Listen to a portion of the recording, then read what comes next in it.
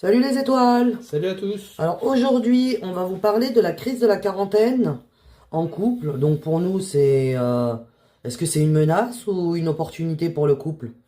Pour certaines personnes, c'est une menace. Pour nous, c'est plutôt été une opportunité dans notre expérience personnelle. Donc c'est ce qu'on voulait partager aussi un petit peu aujourd'hui avec toi. Donc, et si on te disait que ton couple peut devenir ta plus grande force et une source infinie de guérison et d'évolution? On va te parler, pas d'un conte de fées, mais d'un chemin réel où chaque défi peut transformer ton histoire d'amour en quelque chose d'exceptionnel. Donc on va commencer.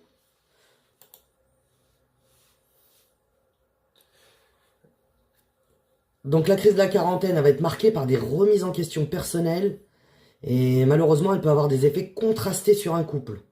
Pour certaines personnes, ça va être une très bonne chose. Pour d'autres, une moins bonne chose. Mais l'important, c'est d'en tirer des conclusions. Que ce soit dans le bon, ou dans le positif ou dans le négatif. Donc l'impact positif dans la crise de la quarantaine, ça va être le renforcement du lien, des discussions plus honnêtes et des projets communs. On va se redécouvrir ensemble, donc une redécouverte mutuelle pour sortir de la routine et raviver la complicité. Nous, ça a été notre cas, ça. J'ai eu plusieurs femmes avec la même femme. Ah oui, j'ai changé plusieurs fois. Le fait qu'à chaque fois j'évolue dans mon être, et ben, ça fait que à chaque fois la Ouais. personne change. Donc le mari aussi se doit de s'adapter au changement personnel Ouais, c'est ça. de sa femme, comme la femme au changement de son mari, quoi. Après, si tu es à l'écoute, t'aimes la personne et tu comprends la personne, au moins essaie de faire l'effort de la comprendre. C'est déjà la base. Et donc aussi de trouver une nouvelle dynamique et de réévaluer les priorités pour consolider la relation. Et là, on va parler des impacts négatifs. Donc les impacts négatifs, ça va être beaucoup de divergences, déséquilibre entre les attentes des partenaires. C'est justement là qu'il faut vraiment être dans la discussion, essayer de comprendre, questionner pourquoi, sans être dans le jugement, mais vraiment discuter, échanger au maximum. C'est dans ces moments-là où c'est plus important. Pareil, des tensions, insécurité et frustration personnelle projetée sur l'autre. Parce que souvent, quand la personne n'est pas guérie, malheureusement, elle va projeter sur l'autre ses frustrations et croire que tout cela vient de l'autre. Alors que, parce qu'il n'a pas fait le travail en lui-même et malheureusement, le miroir qu'on rejette en face fait que il développe ses frustrations et il les projette sur l'autre. Et pareil, à la fin, on va arriver à la rupture. Donc risque d'infidélité, parce que la personne n'est pas capable de partir, donc elle va faire des choses derrière le dos, ou bien de séparation. C'est bien ce que je disais avant, donc c'est vraiment la communication qui est le pilier de tout ça. Donc, et si la crise de la quarantaine n'était pas une fin, mais l'appel sacré de ton âme à devenir enfin toi-même. Ouais. Comprendre et traverser la crise de la quarantaine comme un passage sacré. Tout le monde passe par là. C'est pour ça qu'on l'appelle la crise de la quarantaine. Ouais, Et il y en a, t'as l'impression qu'ils retournent, ils ont 14 ans. Pourquoi? Parce qu'il n'y a eu aucune évolution de l'âme. Et t'en as d'autres, et ben ça leur met une claque et ils refont, ils retravaillent tout ce qu'ils ont pu ne pas faire sur les 40 premières années de leur vie, Ouais, quoi. c'est vrai que c'est le milieu de la vie, c'est là où tu te poses des questions existentielles. Au début, tu es dans la carrière, t'as des enfants jeunes, ou tu as des ambitions. Et puis à 40 ans, tu plus les mêmes choses, quoi. C'est tout à fait normal. Donc lâcher le masque pour trouver ton vrai visage. Malheureusement, de 0 à 40 ans, tous ceux qui n'ont pas fait leur travail de l'âme, nous avons tous des masques.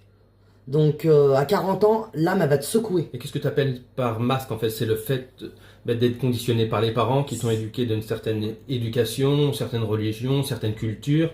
Après, tu as l'école aussi qui t'a... Si tu vas à l'école en France ou tu vas à l'école en Thaïlande ou en Russie, tu n'auras pas la même façon de voir les choses. Donc c'est ce qu'on parle, la première Donc seconde. voilà, à 40 ans, l'âme, elle va te secouer et elle te demande si tu es prêt à enlever le costume que, comme disait Alex, la société, ta famille ou tes peurs t'ont fait porter. Et tu t'en rends pas compte, mais malheureusement, toutes tes actions se créent de par tes premières pensées par rapport à ce costume que la société, ta famille ou tes peurs t'ont fait porter. Et tu penses, t'es certain que c'est toi? T'es Ah oui, certain oui, que c'est oui, toi? tant que tu t'es pas Ouais. Tant que tu t'es pas déconstruit, t'as vraiment l'impression que c'est ton être, C'est tes choix, c'est tes toi qui le vois choix, comme c'est toi, ça, alors que pas du tout. pas que. Ouais, pas que. Donc c'est pas facile, mais c'est vital pour retrouver ton essence. Il va falloir mourir, faire mourir la personne que tu connais pour redevenir celle que tu veux être. Donc c'est pas facile, mais c'est vital pour retrouver ton essence. Donc on va te demander de te poser une question. Qui suis-je vraiment au-delà de ce que je montre aux autres? Voilà, ton vrai toi. Ton vrai toi. Sans essayer de plaire aux autres, sans essayer d'avoir un masque. Va falloir faire le bilan de ta vie avec honnêteté. Oh là là, c'est difficile. Ah ouais, là, Faut être va honnête. falloir faire tomber tous les masques là. Mais l'avantage que tu as, tu peux ne le dire à personne. C'est en toi. Tu fais le bilan, voilà. Sans jugement, pas pour te juger, hein, mais pour comprendre.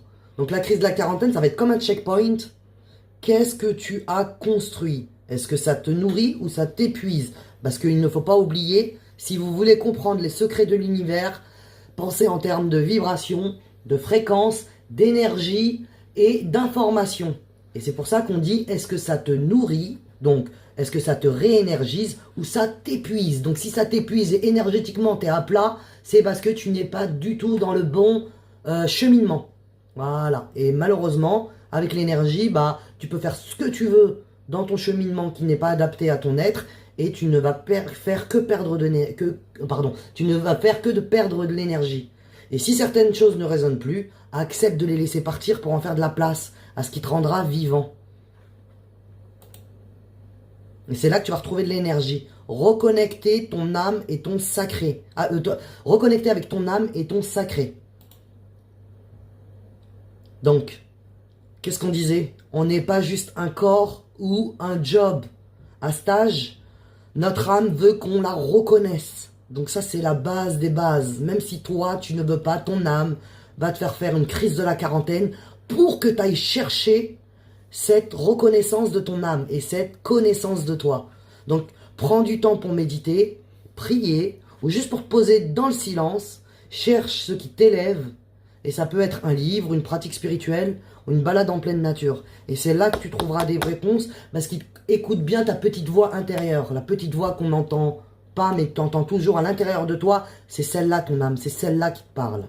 Les genres de questions, pourquoi je fais ça? Oh, faut encore que j'aille au boulot, faut encore que je fasse comme ça. Ces genres de questions. Oser sortir du connu pour rentrer dans le vivant.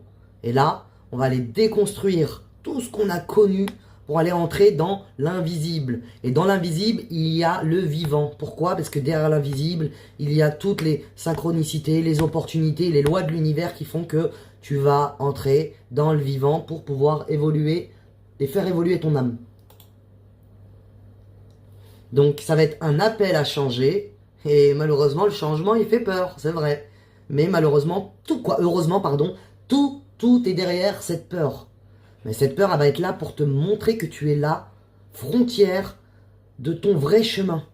Tu vas regarder les opportunités que tu as peut-être toujours repoussées par peur de l'inconnu. Et demande-toi, et si je disais oui cette fois-ci? Parce que là, tu vas entrer dans ton expérience de vie et tu vas entrer dans ton vivant. Donc, là, on va transformer la crise en renaissance. Il y a beaucoup de personnes qui peuvent rester dans cette crise pendant des dizaines et des dizaines d'années. Parce qu'ils ne savent pas que la base, c'est la connaissance de soi. Donc dans cette transformation, la quarantaine, c'est pas la fin. Ça va être un nouveau départ, une nouvelle naissance. Ça va être le moment de passer de la survie à la vraie vie. Celle qui te fait vibrer et celle qui fait vibrer ton âme. Ce passage sacré, c'est ton âme qui t'appelle à te réinventer.